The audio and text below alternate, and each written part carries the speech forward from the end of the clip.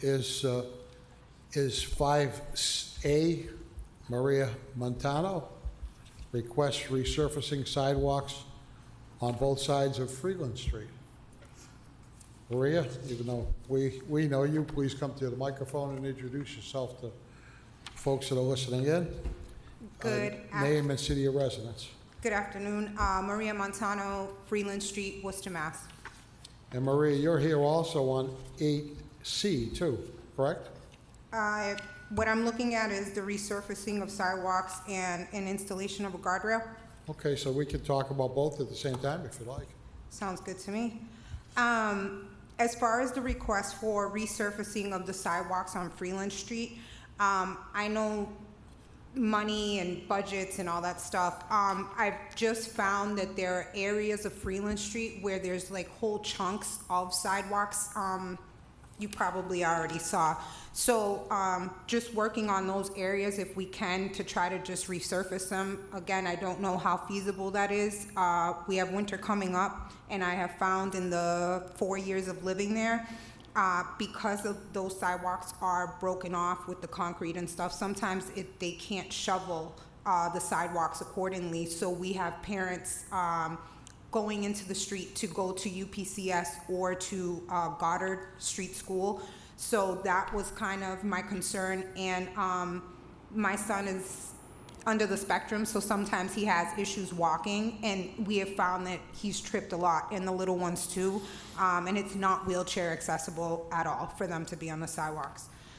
As far as the installation of a guardrail at the corner of Freeland Street and Cambridge Street, on the opposite side of where I'm asking, there is already a guardrail. We have about 4 or 5 different bus stops at that corner. When I put this petition in, my son, I believe, was still at Abby Kelly Foster Charter School, which is one of the bus stops that is located where I'm asking for this guardrail. We have another school, Seven Hills, and then we have the crossing of kids going, I believe it is, to Worcester Volk. My concern is that 6:30 in the morning, there are a lot of kids waiting in that little area right there, and there's been multiple accidents. Thank God no one's lost their life. I'm just kind of looking for the future and to see if that is able. I was looking at it again yesterday, and I know it isn't as wide as the other opposite of where the guardrail is now. Like, I know that, I feel like that sidewalk where the guardrail is a little bit wider compared to that sidewalk going down towards the other end. Maria, thank you. Commissioner, what is your recommendation on 5A? Let's deal with them one at a time with the recommendations. Mr. Chair. Nothing's easy. We'll file these two under because I know you recommend on one but don't recommend on the other, so yes. We're going to. Yes, Mr. Chair, we recommend approval of the resurfacing and repairing the sidewalks on both sides of Freeland and adding it to the master sidewalk list. It's an estimated cost of about $295,000. It's now, about 1,700 feet. When you add to the resurfacing sidewalk, the master list, does that mean it's going to have to be chosen by district councilors, or is this Freeland Street is kind of a busy street? Sometimes that's chosen by the staff because it's a main artery. Would that be, which one would it fall into? Mr. Chair, I don't have the answer to that. I'll have to look for that. I'll have to look at that. Okay. So just as a asterisk for you, Maria, if you're trying to follow through on this, because they're putting a number here of almost $300,000 of it, even though the Public Works Department is recommending approval of it, means it's adding it to a list. So it means it's either got to be funded by the annual funding of the district councilor. It gets a certain amount of money and spreads it out as much as they can in the district, or if it's a main artery or a busy some of the busier main streets, then sometimes we can get them through the Public Works main budget without having to be lost in that list, which is a real long list. Correct. You know. I appreciate that. So we'll that recommendation. We'll move that DPW recommendation first of all in 5A. Any discussion? Hearing none. Move that and do a roll call on that one. All those. Let's do a roll call. Councilors Merrill Carlson. Yes. Pasillo.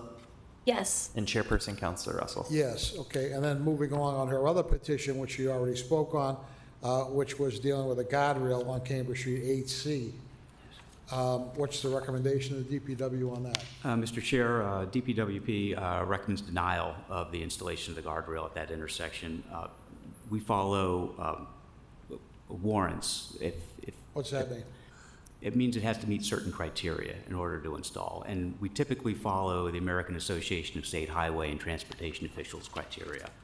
So what would include, for example? What would make it fall in that? Put it into... Yeah, Mr. Chair, it's not Just street typically language. pedestrian safety. It's keeping a vehicle on the road in an accident. So if the vehicles, if there's a history of vehicles leaving the road at accidents at that intersection, if it's a steep embankment where a car would roll down if it was in an accident, Yeah. or if there's an obstacle in the recovery zone. Is this like where the car lot was? Right in This there? is actually There at was the a car corner where accident that there, wasn't there? fire, that burnt down the house, that the car crashed Wasn't into there an it. accident there just I believe recently? Yeah, it burnt the whole 5 house years down. ago. No, I mean an accident with a car going into the car lot. I think it was in 2019.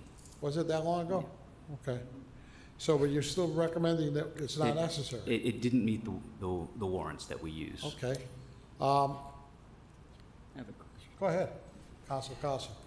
Through you, Mr. Chairman, again, I've been on this committee for 9 years.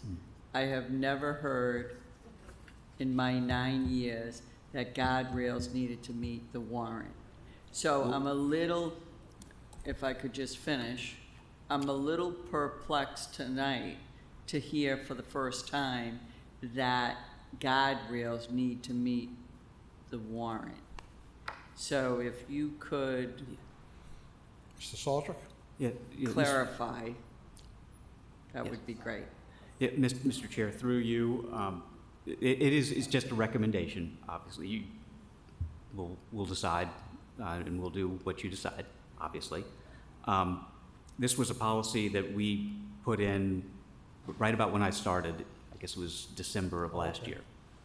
Okay. To how the guardrail, how do we decide when to put in a guardrail? How do we know when not to? And it's laid out pretty clearly on the state highway and the American, the AASHTO standards. And so we adopted those Do you have and any, modified do you have them. any pictures of what it looks like there? I do. So, Go ahead, Council. So, Mr. Chairman, I wish that we as a committee would have known that they adopted new regulations for guardrails. Because as I just stated, that for the 9 years that I've been on this committee, we have not used those. And while I appreciate the recommendation, and what you've adopted from is from state highways, where we're talking about, basically, we're talking about an inner city, inner neighborhoods. So, Mr. Chairman, I would make the recommendation that we approve this. Okay. Maria, if I can ask you a question, was it your intent to put guardrails on all corners of this intersection? What do you mean? Well, because they're showing, if you want to come to the table and just look at this, or Mr. Yeah, Saltrick, if you could show it to her, because they're showing, was your petition, did you intend on putting them all around?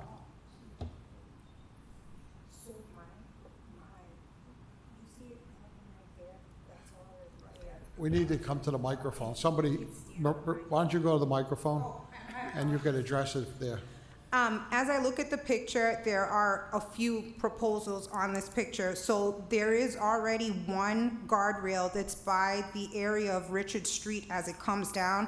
My proposal was to have mostly on the Cambridge Street side and not, I mean, if we want to save the car lot, that's great, you know what I mean? But my concern is just where this picture is right here is where the kids stand. Okay. Stop right there. So, Mr. Saltrick, could you identify that in your notes, please?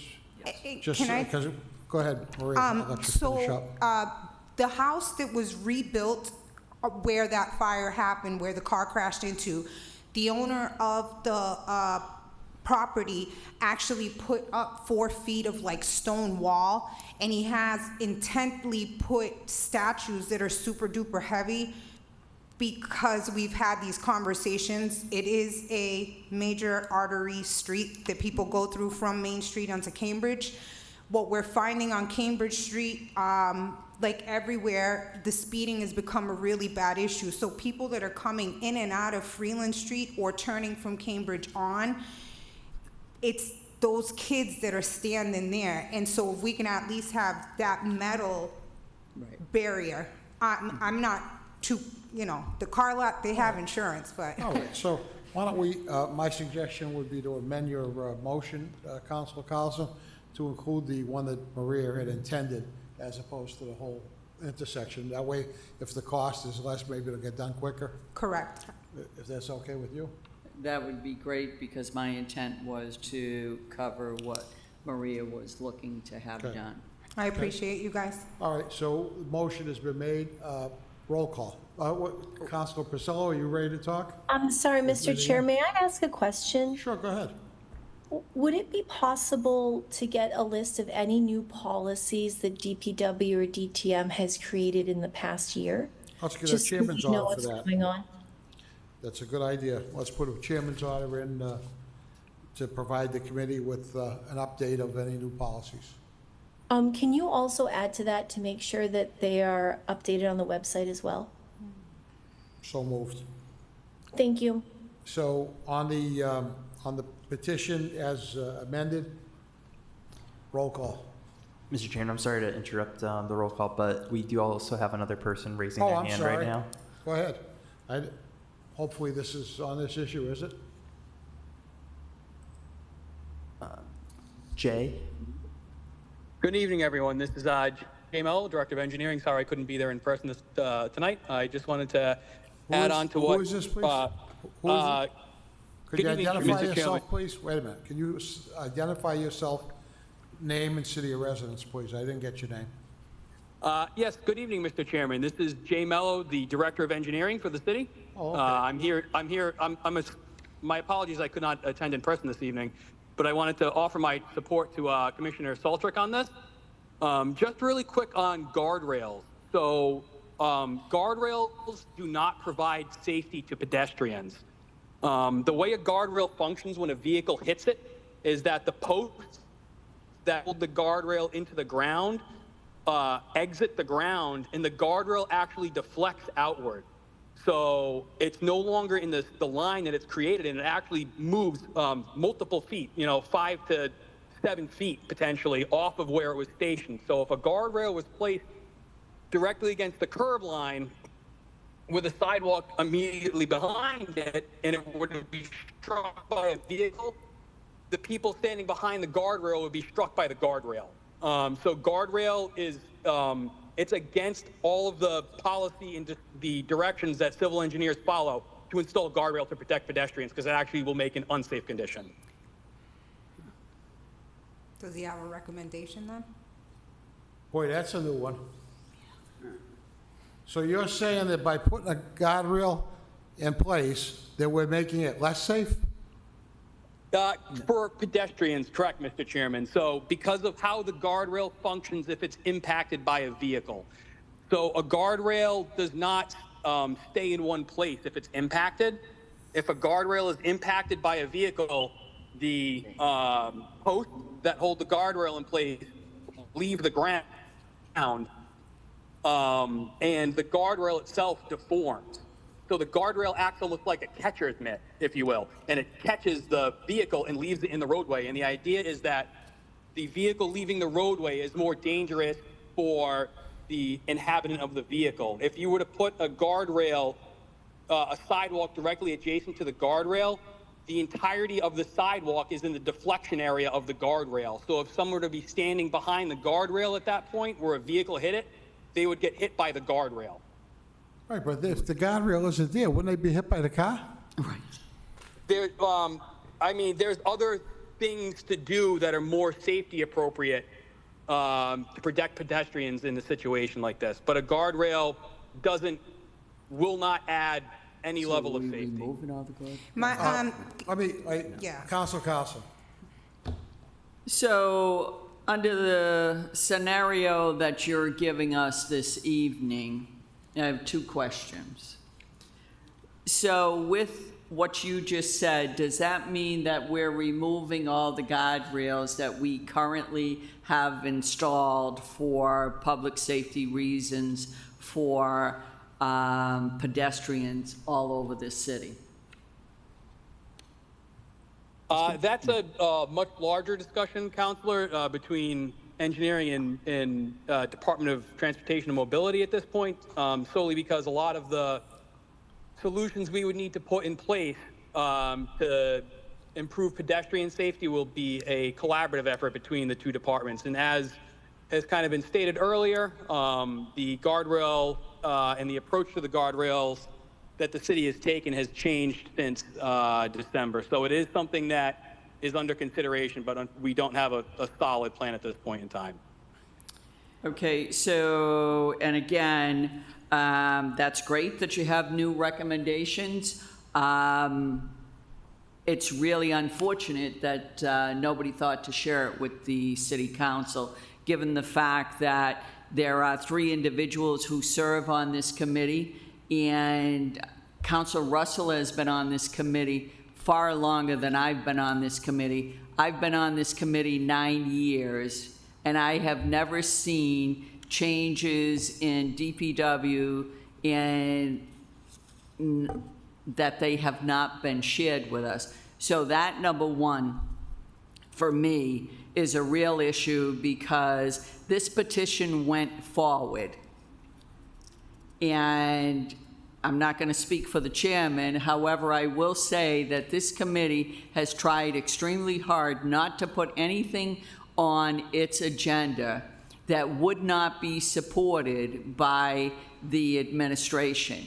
And for us to learn tonight, after this has gone through the process, that this is, A, not meeting the warrant, which is very interesting because, not that I'm an expert on the warrants, but let me just say this. I've learned an awful lot being on this committee about what meets warrants and what doesn't.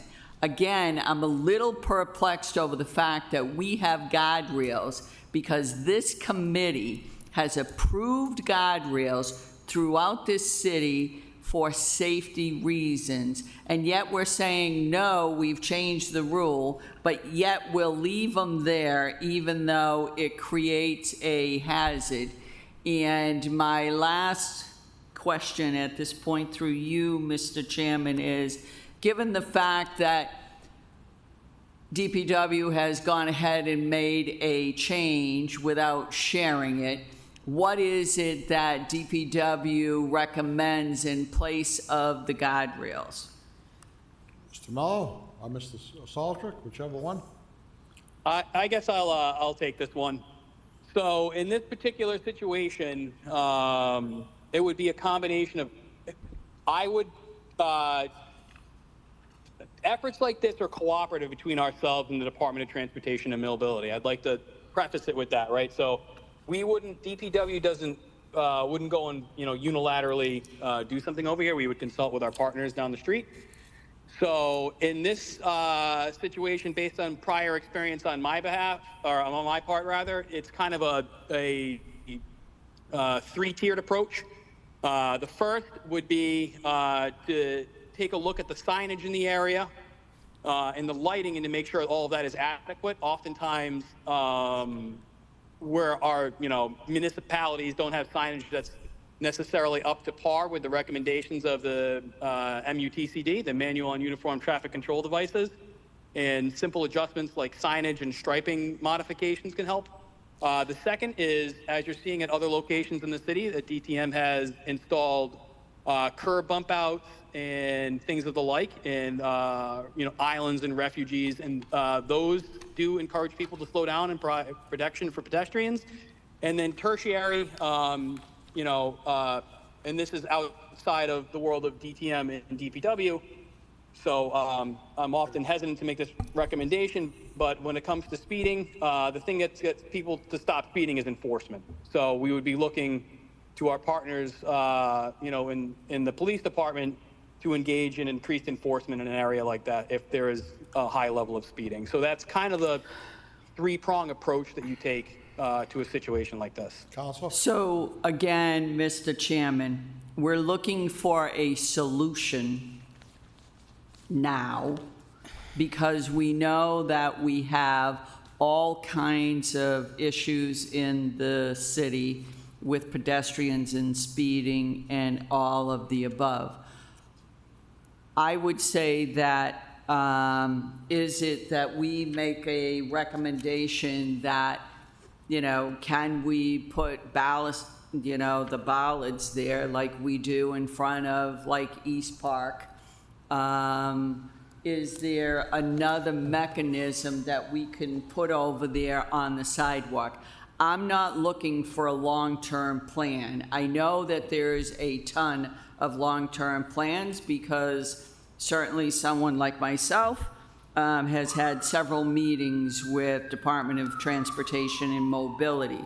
We're not looking for a year down the road that you're going to fix this. We're looking for what is it that we can do now, given the fact that we've said that guardrails don't meet the warrant.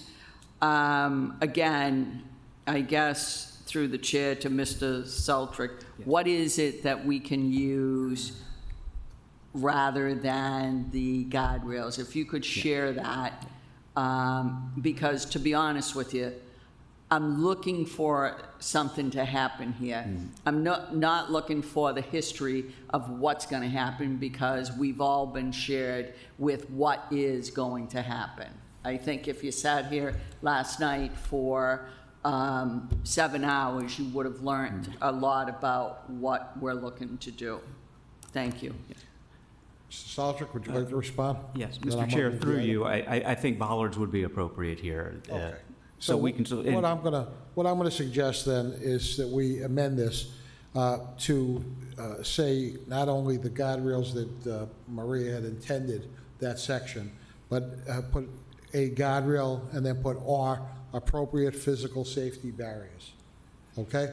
And then you can work it out with the Public Works Department, the engineers, but let the message be clear that we want something there to protect the folks that are there on the sidewalk. Okay? And then we're gonna move that. Councilor Pacello has her hand up over there. I almost missed Sorry. it. Councilor, go ahead. Thank you, Mr. Chair. Could we get a count on how many guardrails are in the city and how many were intended for pedestrian safety versus vehicle safety? Just to have an idea of what needs to We be could do a changed. chairman's order with that request. Thank you. And we'll put that in, Mr. Clerk. And then on this item, we'll do a roll call as amended. Councilors Merrill Carlson, Yes. Pasillo, Yes. and Chairperson Councilor Russell. Yes, okay. And then now we're gonna go Thank you, back. councilors. Thank you. We'll be back Thank you. to 6A,